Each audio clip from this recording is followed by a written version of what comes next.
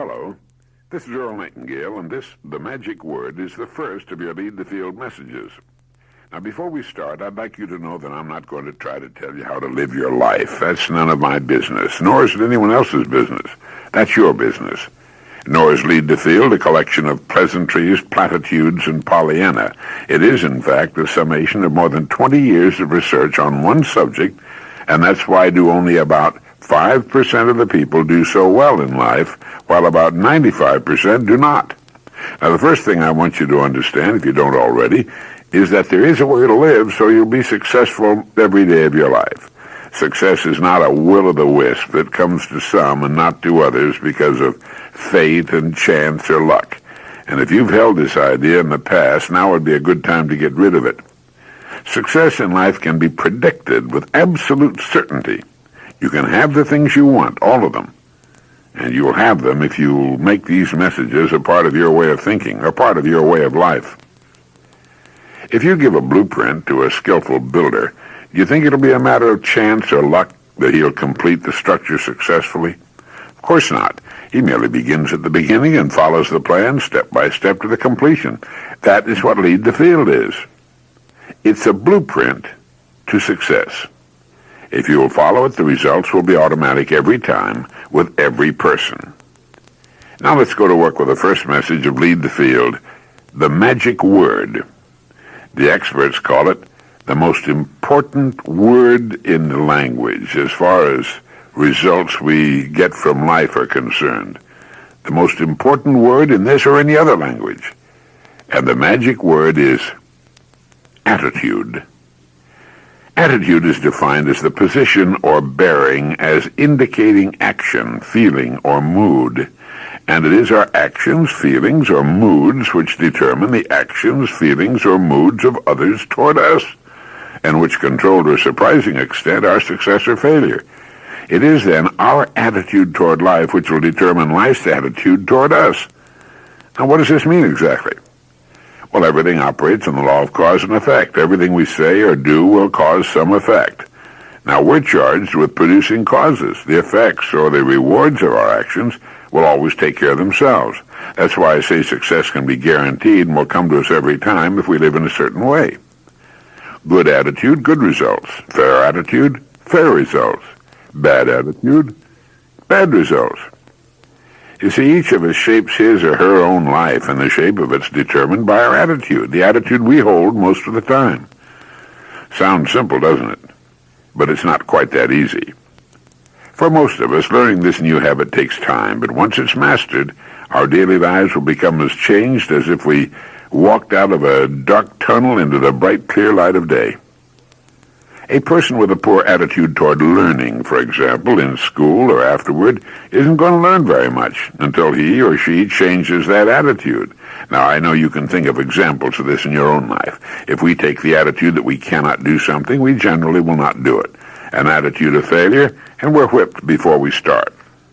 So we know then that what we receive from life, what we accomplish or fail to accomplish, is due in large measure to our overall attitude.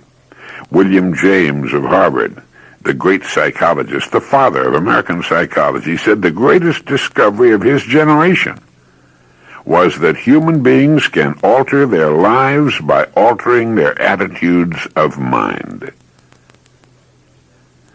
To develop a good attitude toward the world in general, each of us must first develop a good attitude toward himself or herself.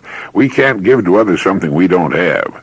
So it's the attitude we take generally toward ourselves which determines our attitude toward others, which radiates to the world around us.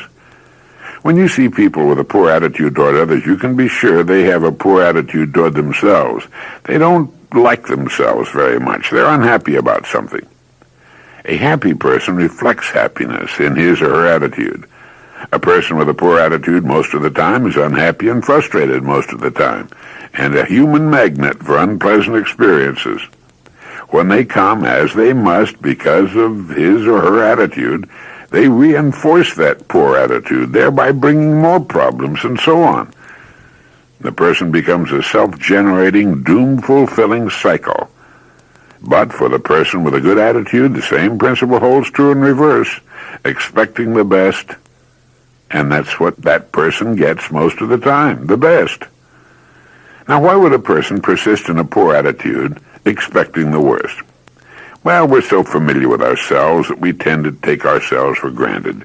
We tend to minimize what we can accomplish, the goals we can reach, and for some equally strange reason, we believe others can reach heights which we cannot.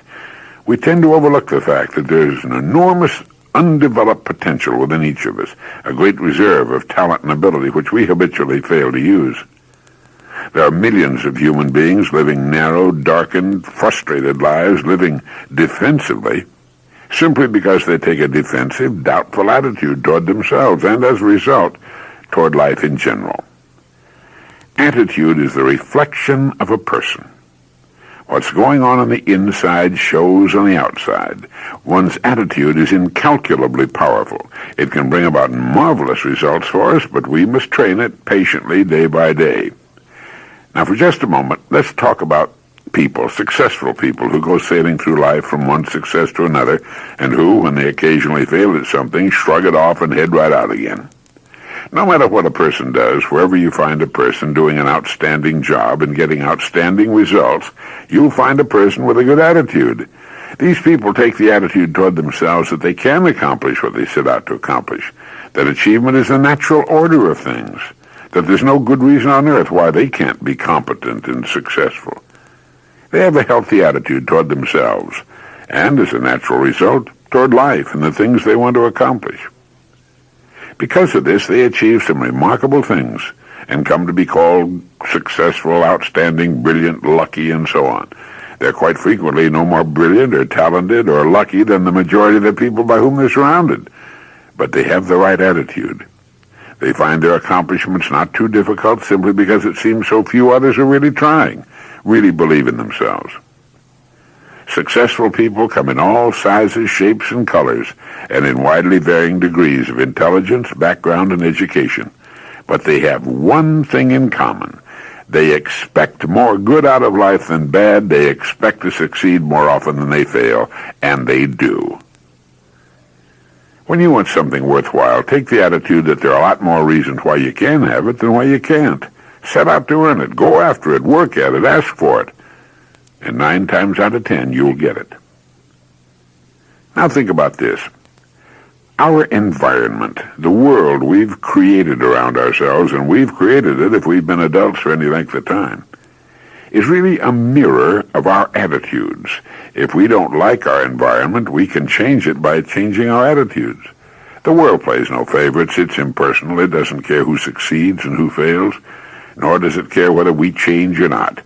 Our attitude toward life doesn't affect the world and the people in it nearly so much as it affects us. It would be impossible to even estimate the number of jobs which have been lost, promotions or good grades missed, sales not made, marriages ruined by poor attitudes. But you can number in the millions the jobs which are held though hated, the marriages which are tolerated but unhappy, the parents and children who fail to understand one another, all because of people who are waiting for the world and others to change toward them before they'll change, instead of being big enough and intelligent enough to at least make a test which will prove where most of the trouble lies, in our own poor attitudes. All right, so a successful attitude will help to bring us the success we seek, but just how does a person get this kind of attitude? Well, the easiest and most effective means of forming a good attitude habit is to begin conducting yourself as though you already have a good, positive, expectant attitude toward life. If you've never tried it, you'll be amazed at what happens. Remember that actions trigger feelings, just as feelings trigger actions. Not long ago, I read a line which went, "Life is dull only to dull people." That's true. It could also have read, "Life is interesting only to interesting people," or "Life is successful only to successful people." You must first become mentally, from an attitude standpoint, the person you wish to be. A famous restaurateur many, many years ago was asked by a newspaper reporter, "When did you become successful?" And he replied, "I was successful when I was sleeping on park benches, when I was dead broke. I knew what I wanted to do, and I knew that I'd do it." You see, his attitude had been one of success, of expecting success long before the material, the tangible rewards of success had been earned. The great German philosopher Goethe put it this way. He said, before you can do something, you must first be something. Chances are you know people who seem to be what others call lucky. All kinds of wonderful things happen to them, and they give the impression of happily sailing through life, having a wonderful time, and accomplishing more in a year than most people do in 5. If you will conscientiously go about the test I'm going to recommend and concentrate on it every day, you'll find yourself beginning to join this small, happy, and extremely productive group of people. You'll find yourself becoming lucky, as they say, and most of your problems will begin to take care of themselves. Of this you can be sure. The results will be nothing short of amazing. So here's the test. Begin immediately to act toward the world, everything and everyone, with an attitude calculated to produce the results you want.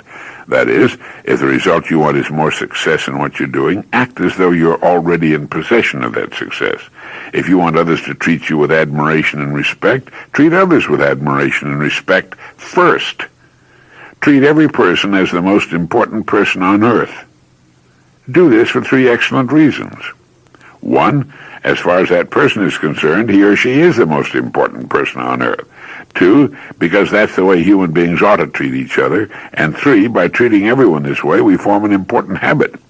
There's nothing in the world that men, women, and children want and need more than recognition, the self-esteem, the feeling that they're important, that they're needed, that they're respected, that they're recognized. They will give their love, their affection, their respect, and their support, and certainly their business to the person who fills this need. Have you ever noticed that the higher you go in any organization of value, the nicer the people seem to become? You see, the bigger the people, the easier it is to talk to them, to get along with them, and to work with them. Do you know why? It's because they have good attitudes, and the people with the best attitudes just naturally rise to the top. They don't have good attitudes because of their positions. They have the positions as a result of their attitudes. Act toward others in the world at large in exactly the same manner that you want the world and others to act toward you. For example, treat the members of your family as the persons they truly are, the most important people in your life. Carry out into the world each morning the kind of attitude you'd have if you were the most successful person on earth. And notice how quickly it develops into a habit. Almost immediately a change will be noticed. Irritations that used to frustrate and annoy disappear. When some less informed person gives you a bad time, stay on the track.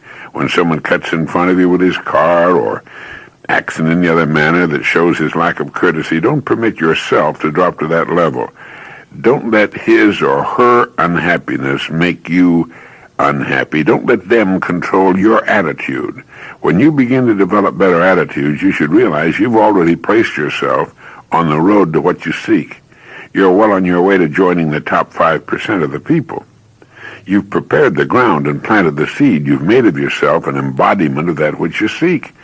Now, in summing up, here are a few points to keep in mind. First, it's our attitude at the beginning of a task which, more than anything else, will bring about its successful outcome. Second, our attitudes toward others determine their attitudes toward us. We're interdependent. The success we achieve in life will depend largely on how well we relate to other people.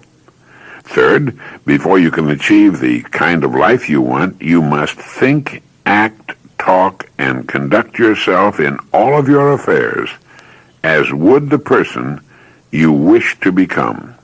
Fourth, remember that the higher you go in any organization of value, the better the attitudes you'll find.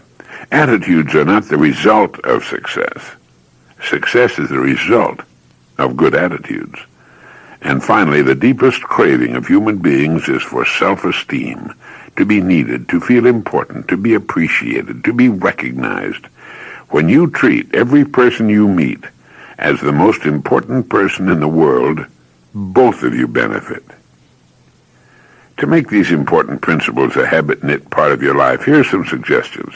Since your mind can hold only one thought at a time, make those thoughts constructive and positive. Look for the best in people and ideas. Be constantly alert for new ideas you can put to use in your life.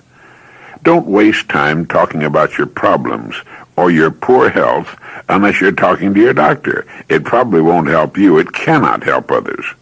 Radiate the attitude of well-being and confidence, the attitude of the person who knows where he or she is going. You will find good things happening to you right away. And lastly, treat everyone with whom you come in contact, no exceptions, as the most important person on earth. Start this habit, practice it consistently, and you'll do it the rest of your life.